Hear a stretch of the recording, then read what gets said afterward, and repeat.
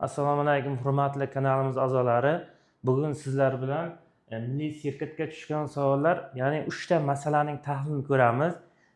Deyarli milliy sertifikatga eng ko'p tushadigan shunga o'xshash savollarni tahlil bilan tanishib chiqasiz.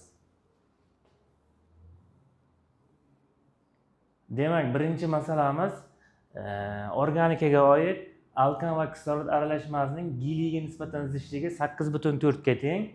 Ushbu aralashma yondirilgandan keyin aralashmaning vodorodga nisbatan zichligi 20 ga teng. Demak, suv bug'lari kondensatsiyalanib kelgan. Ushbu alkanni doimiy usulda olishga oid quyidagi reaksiyani tugallangan degan. Demak, alkanimizning umumiy formulasi CnH2+2 va kislorod aralashmasi bizga geliga nisbatan zichligi 8,4 degan edi. Demak, 8,4 4 ga ko'paytirsak 33,6 demak noma'lum alkan va kislorod aralashmasi bo'lgan ekan. Demak, ikkinchi qiladigan ishimiz, demak, hosil bo'lgan karbonat angidrid va ortib qolgan kislorod aralashmasi M o'rtacha demak 40 ga teng ekan. Demak, buni diagonal usulda qo'yib olsak, demak, N'ga 2N ekan miqdorlar nisbati.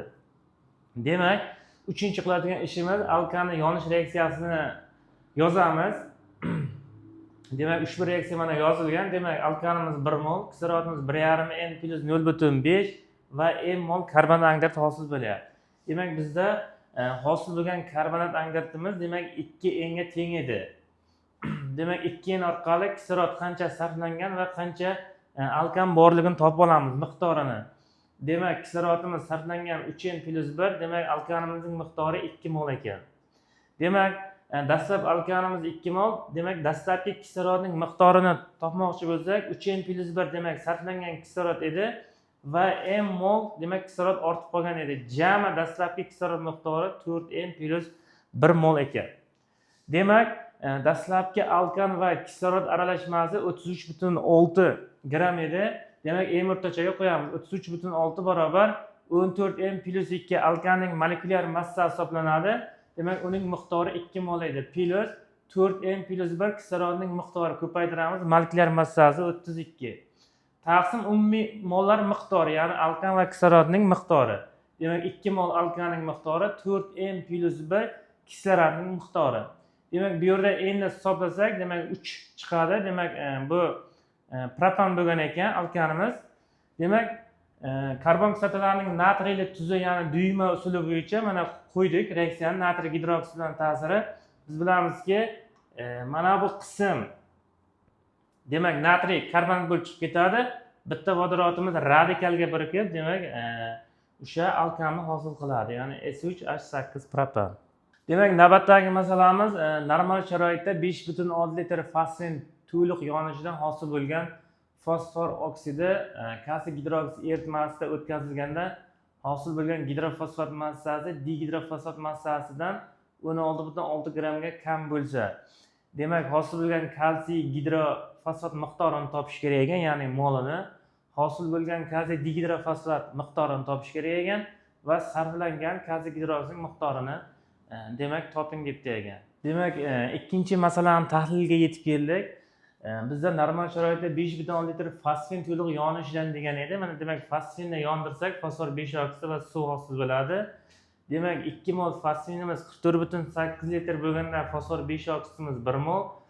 Bizda masala shartida 5,6 litr berilgan qancha? Demak, 0,125 mol fosfor 5 oksidi hosil bo'ldi ekan. Demak, fosfor 5 oksidi kalsiy gidroksidni reaksiyaga kiritsak, demak, suv ishtirokida kalsiy digidrofosfat va kalsiy gidroksid bilan reaksiyaga kiritsak va gidrofosfatlarni hosil qiladi. Demak, X moli digidrofosfat uchun, demak, Y mol demak gidrofosfat uchun hosil qilgan bo'lsa, demak, X moldan X mol kalsiy gidroksid va 234X, ya'ni massa kalsiy gidrofosfat. Demak, Y mol fosfor 5 oksiddan 272Y kalsiy gidrofosfat hosil qilyapti. Bizda masalaning shartida gidrofosfat massasi digidrofosfat massasidan 16,6 gramga kam bo'lsa deyapti. Demak, digidrofosfat kalsiy gidrofosfatdan 16,6 gramga ko'p degani. Shuning uchun demak 234X dan 272Y ayirsak 16,6 chiqishi kerak ekan. Bizda jami fosfor 5 oksisi yig'indisi, ya'ni x'ning ergi 0,125 mol edi. Demak, ushbu tenglamani ishlab chiqsak, x'imiz 0,1, y'imiz esa 0,025 mol ekan. Demak, bizda hosil bo'lgan kalsiy gidrofosfat miqdorini toping deyapti ekan. Kalsiy gidrofosfat bizda y mol edi. Demak, y 0,025. Demak, bizda 2 mol berilgan. 0,025 da 2 moli, demak 0,05 mol ekan kalsiy gidrofosfat. Demak, hosil bo'lgan kalsiy digidrofosfat miqdorini toping deyapti. Bizda kalsiy digidrofosfatning x mol edi. Demak, x 0,1 mol chiqadi. Demak, 1 ga 1 reaksiya ketgani uchun demak 0,1 mol bo'laveradi. Demak, uchinchisi sarflangan kalsiy gidroksid miqdori molini toping deyapti. Kalsiy gidroksid demak har ikki reaksiyamizda ham bor. Demak, x molidan 0,1 mol, y molidan esa bizda mana bu yerda esa ikkita kalsiy gidroksid hosil bo'lyapti. Y moli 0,025. Demak, 0,025 da 2 moli 0,05 mol. Jami kalsiy gidroksid yig'indisi esa 0,15 mol ekan.